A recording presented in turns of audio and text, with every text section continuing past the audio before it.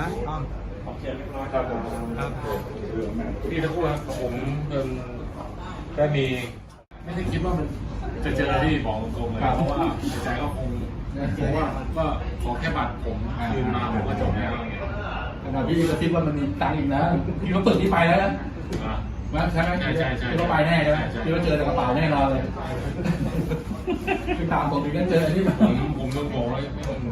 คนไทยมีคนดีๆเยอะ ไม่ผมคนมีคนดีด้วยคนบอก มีคนบอกอยู่